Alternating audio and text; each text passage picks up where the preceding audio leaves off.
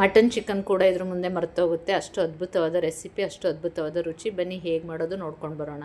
ಈಗ ಮೊದಲಿಗೆ 1 ಕಪ್ಪು soya chunks ನೆನೆಸಿ ಅರ್ಧ ಗಂಟೆ ನೆನೆಸಿಡಬೇಕಾಗುತ್ತೆ. ಅದಕ್ಕೋಸ್ಕರ ಈಗ ಇದಕ್ಕೆ ಸ್ವಲ್ಪ ನೀರು ಹಾಕಿ ನೆನೆಯಿಡೋಣ. ಇದಕ್ಕೆ ಸ್ವಲ್ಪ ಉಪ್ಪು ಹಾಕಿ ಒಂದು ಹಾಫ್ ಆನ್ ಅವರ್ ನೆನೆಗೆ ಬಿಡೋಣ. ನಾನು 1 ಕಪ್ ತೊಗೊಂಡಿದ್ದೀನಿ. ನಿಮ್ಮ ಮನೆ ಅಳತೆಗೆ ಎಷ್ಟು ಬೇಕೋ ಅಷ್ಟು ಅಳತೆ ತೊಗೊಳ್ಳಿ. ಇದನ್ನು ಹಾಫ್ ಆನ್ ಅವರ್ ನೆನೆಗೆ ಇಡೋಣ. ಬನ್ನಿ ಮಸಾಲೆ ರೆಡಿ ಮಾಡ್ಕೊಳ್ಳೋಣ. ಮಸಾಲೆ ರೆಡಿ ಮಾಡ್ಕೊಳ್ಳೋಣ.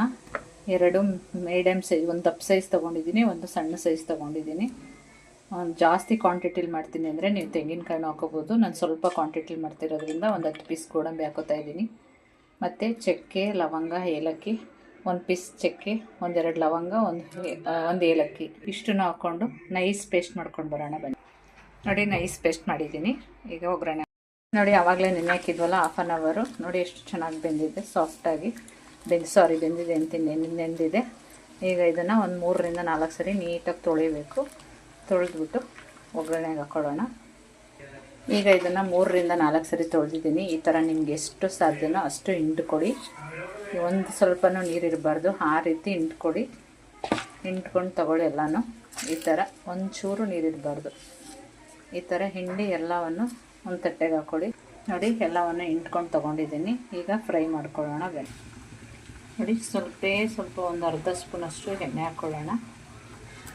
ಈಗ ಇದಕ್ಕೆ ಹಿಂಡಿ ಇಟ್ಕೊಂಡಿದ್ವಲ್ಲ ಅದನ್ನು ಹಾಕ್ಕೊಂಡು ಫ್ರೈ ಮಾಡ್ಕೊಳ್ಳೋಣ. ಸ್ವಲ್ಪ ಹಸಿ ವಾಸನೆ ಹೋಗುತ್ತೆ, ಟೇಸ್ಟು ಸೂಪರಾಗಿ ಬರುತ್ತೆ. ಅದಕ್ಕೋಸ್ಕರ ಈ ಥರ ಫ್ರೈ ಮಾಡಿಕೊಂಡು ಎತ್ತಿಟ್ಕೊಂಡ್ರೆ ತುಂಬ ಚೆನ್ನಾಗಿ ಬರುತ್ತೆ ಟೇಸ್ಟು. ಇದಕ್ಕೆ ಸ್ವಲ್ಪ ರುಚಿಗೆ ತಕ್ಕಷ್ಟು ಉಪ್ಪು ಹಾಕ್ಕೊಳ್ಳೋಣ. ಮತ್ತು ಇದಕ್ಕೆ ಒಂದು ಸ್ವಲ್ಪ ಅರಿಶಿಣದ ಪುಡಿ ಹಾಕ್ಕೊಳ್ಳೋಣ. ಅರಿಶಿಣದ ಪುಡಿ ಹಾಕ್ಕೊಂಡು ಫ್ರೈ ಮಾಡ್ಕೊಳ್ಳೋಣ. ಹಸಿ ವಾಸನೆ ಹೋಗೋಣ. ಚೆನ್ನಾಗಿ ಫ್ರೈ ಆಗಿದೆ. ಈಗ ಇದನ್ನು ಒಂದು ಪ್ಲೇಟ್ಗೆ ಎತ್ತಿಟ್ಕೊಳ್ಳೋಣ. ಇವಾಗ ಇದಕ್ಕೆ ಸ್ವಲ್ಪ ಎಣ್ಣೆ ಹಾಕ್ಕೊಳ್ಳೋಣ. ನಾನು ಆಯಿಲ್ ಜಾಸ್ತಿ ಬಳಸಲ್ಲ, ಅದಕ್ಕೋಸ್ಕರ ಸ್ವಲ್ಪ ಹಾಕೋತಾ ಇದ್ದೀನಿ. ಜಾಸ್ತಿ ಬಳಸೋರು ಸ್ವಲ್ಪ ಜಾಸ್ತಿ ಕ್ವಾಂಟಿಟಿಲಿ ಹಾಕ್ಕೊಳ್ಳಿ. ಇವಾಗ ಎಣ್ಣೆ ಕಾದಿದೆ. ಇದಕ್ಕೆ ಮೀಡಿಯಮ್ ಸೈಜ್ 2 ಈರುಳ್ಳಿ ಸಣ್ಣಗೆ ಹೆಚ್ಚಿಟ್ಕೊಂಡಿದ್ದೀನಿ, ಅದು ಹಾಕೋತಾ ಇದ್ದೀನಿ. ಇದು ಸ್ವಲ್ಪ ಹಸಿ ವಾಸನೆ ಹೋಗೋವರೆಗೂ ಫ್ರೈ ಮಾಡ್ಕೊಳ್ಳೋಣ. ಇವಾಗ ಇದಕ್ಕೆ ಒಂದು ಅರ್ಧ ಸ್ಪೂನು ಶುಂಠಿ ಬೆಳ್ಳುಳ್ಳಿ ಪೇಸ್ಟು, ಅದನ್ನು ಕೂಡ ಹಸಿ ವಾಸನೆ ಹೋಗೋವರೆಗೂ ಫ್ರೈ ಮಾಡ್ಕೊಳ್ಳೋಣ. ಈಗ ಚೆನ್ನಾಗಿ ಈರುಳ್ಳಿ ಫ್ರೈ ಆಗಿದೆ. ಆವಾಗಲೇ ರುಬ್ಕೊಂಡ್ವಲ್ಲ ಟೊಮೆಟೊ ಮತ್ತು ಗೋಡಂಬಿ ಇದನ್ನು ಕೂಡ ಹಸಿ ವಾಸನೆ ಹೋಗೋವರೆಗೂ ಚೆನ್ನಾಗಿ ಫ್ರೈ ಮಾಡ್ಕೊಳ್ಳೋಣ. ಏಕೆಂದರೆ ನಾವು ಯಾವುದು ರುಬ್ಕೊಂಡಿಲ್ಲ, ಅದರಿಂದ ಹಸಿ ವಾಸನೆ ಹೋಗೋವರೆಗೂ ಫ್ರೈ ಮಾಡ್ಕೊಳ್ಳೋಣ. ಇದಕ್ಕೆ ಒಂದು ಅರ್ಧ ಸ್ಪೂನ್ ಧನಿಯಾ ಪುಡಿ, ಒಂದು ಅರ್ಧ ಸ್ಪೂನ್ ಮೆಣಸಿನ್ಕಾಯಿ ಪುಡಿ, ಖಾರಕ್ಕೆ ತಕ್ಕಂತೆ ನಿಮ್ಮನೆ ಖಾರ ಹೆಂಗೆ ಯೂಸ್ ಮಾಡ್ತೀರೋ ಅದು ನೋಡ್ಕೊಂಡು ಹಾಕೊಳ್ಳಿ. ಮತ್ತು ಒಂದು ಅರ್ಧ ಸ್ಪೂನ್ ಗರಂ ಮಸಾಲ, ಎಲ್ಲವನ್ನು ಚೆನ್ನಾಗಿ ಫ್ರೈ ಮಾಡ್ಕೊಳ್ಳೋಣ.